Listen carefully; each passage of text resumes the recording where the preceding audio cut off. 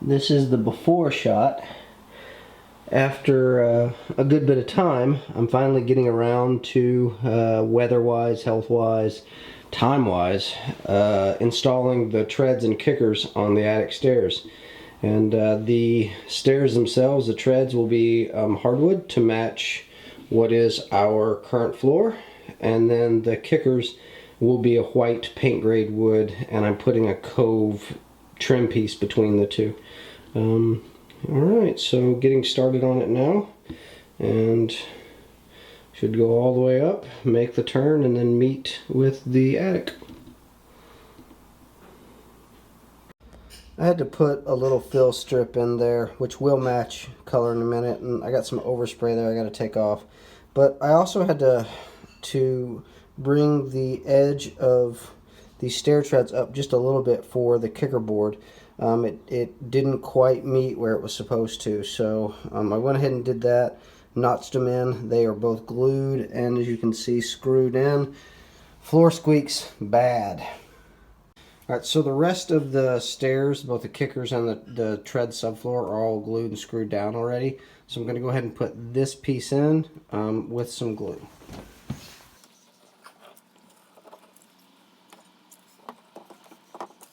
Now, this might be overkill, but I would rather spend a little extra time and money now so that in 5 years I don't have squeaky floors and it bugged me and I need to redo it.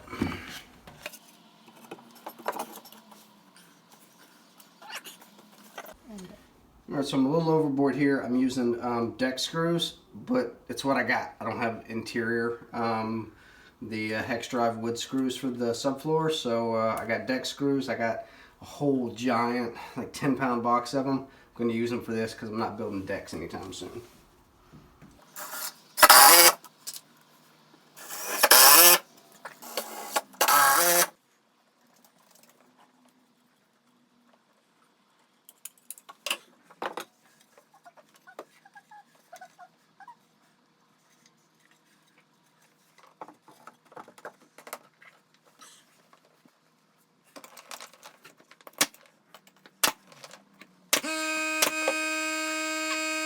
Alright, bottom landing stair base is in with the very first kicker, and now I am going to have to prove my worth and do all that special cut in for that bottom stair. The rest of them should just be super straightforward with my awesome stair tool, but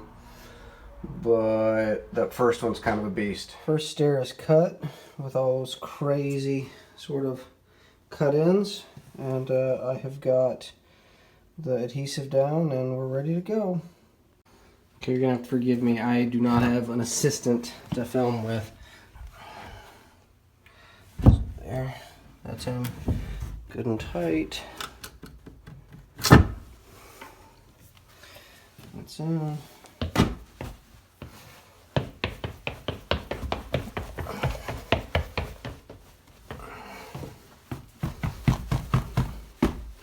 Alright, now I did pre-drill some holes. I'm going to put some screws in this bottom one. I'm actually going to put screws in all of them, but I will fill these with plugs that I'm cutting out of the same material. And apparently that is why my wife pays me the big bucks right there, to be able to cut in. So we'll see. Alright, first stair in. The second kicker is glued and ready to go. There we go. Now I'm just going to nail this. I'm not going to screw it. It's not structural. It's not going to have any sort of downward load on it. I'm going to put some 1.5 or 2-inch just finish nails in it and just pepper the front of it, and we'll be good.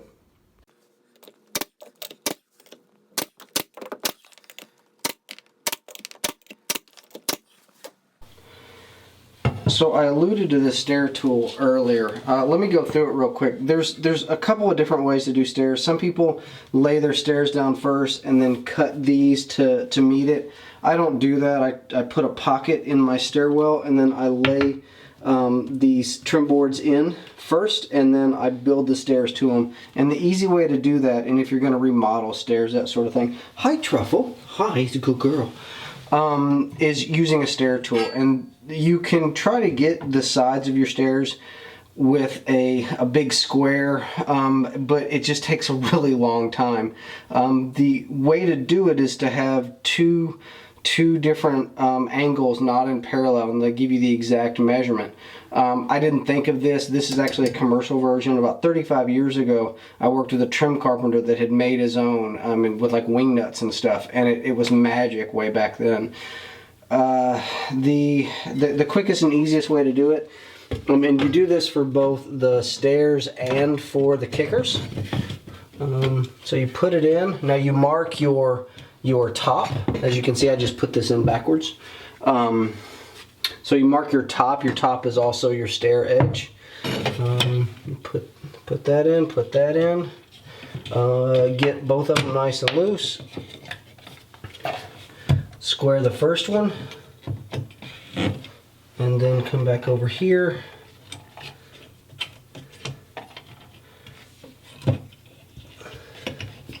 You square the second one.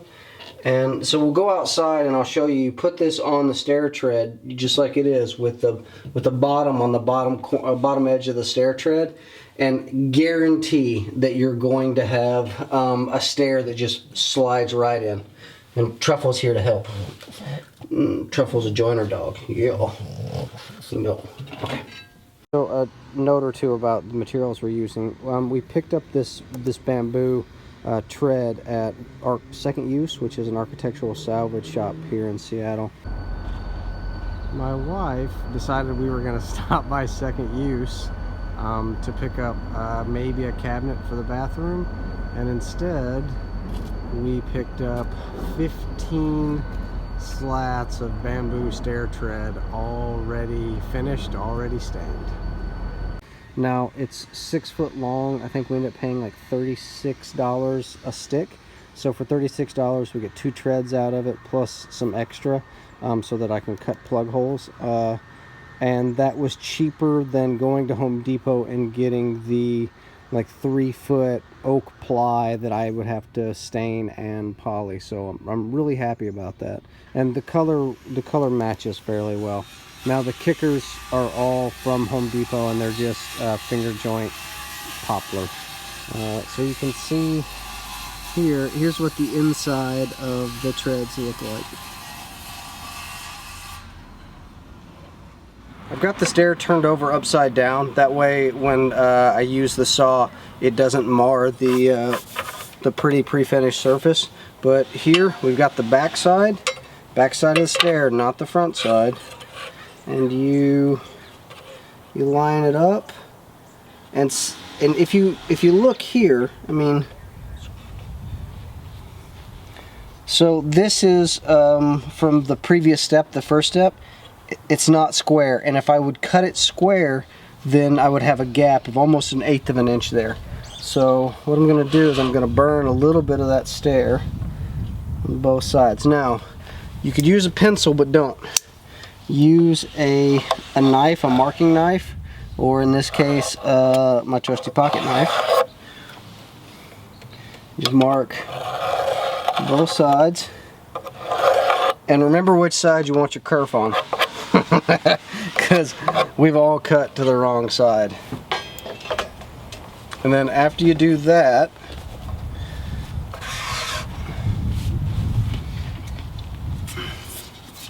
again, my kerf is on this side, so I'm going to put my Festool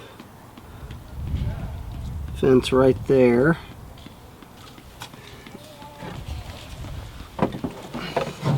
Now, you don't have to have a Festool in order to do stairs, but I love it and I'm not giving it up.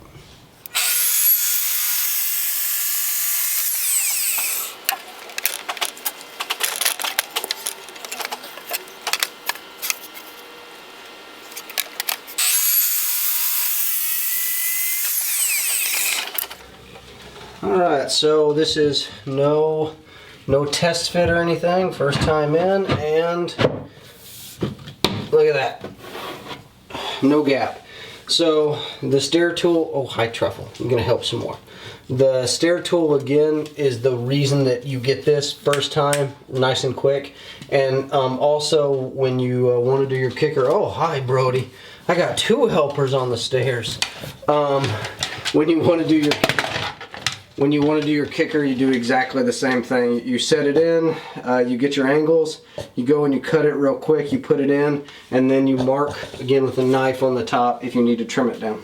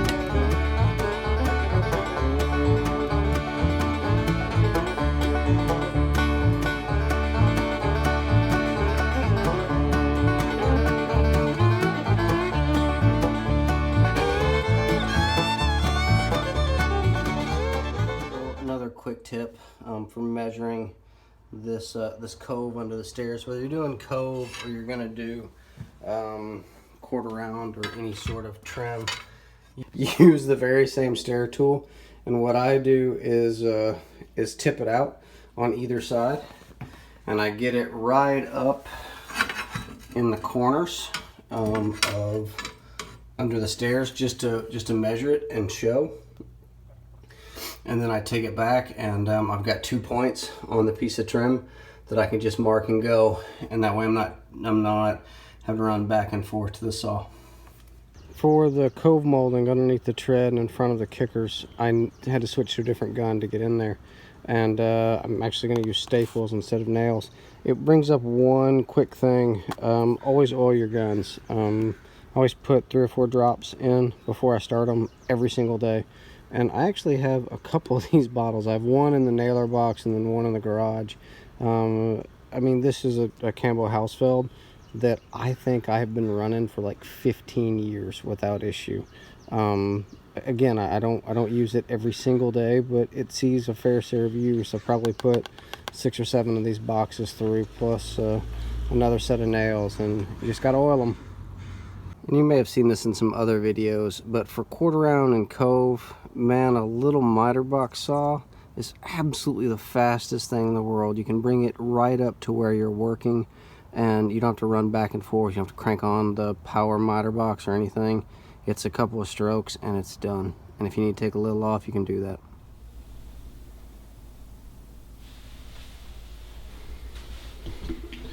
Now comes the hard part. So that first step was kind of a pain, but this means dominoing some of these treads together and getting the angles correct and the overhang correct to be able to put the cove in 1, 2, 3 times. I have extra material just in case. I could screw around with this and try to take all the measurements and end up cutting 4 or 5 scrap pieces and saying dirty words and spending the rest of my day. But what I think I'm going to do is bring some paper in and make a pattern for each of these steps, and then that should go a little faster in the cutout and make it so I don't have a bunch of waste and much less dirty words. End up doing was making a paper pattern of that craziness and then stacking 3 of them together, taping it, and now I'm using the track saw to cut everything out.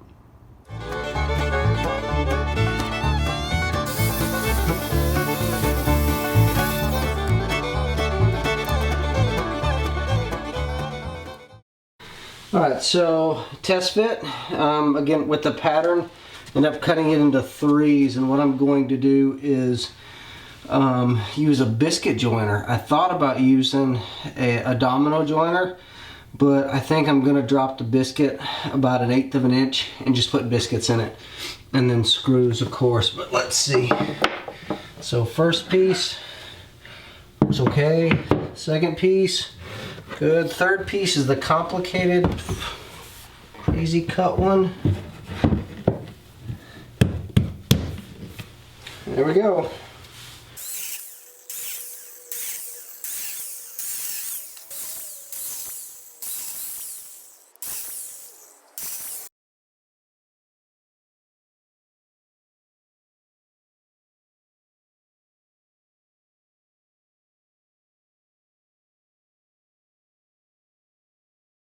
Finish the very last piece by the light of a cell phone.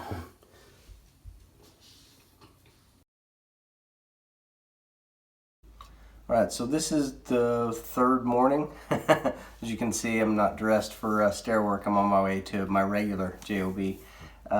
2 days to get the bulk of everything done. We still need to putty holes, we still need to paint, and I still need to put plugs in the screw holes, and then do a little bit of filler and a little bit of finish on those, and we'll be done. And so let me show you what the stairs kind of look like now, and from both angles, from coming up and coming down.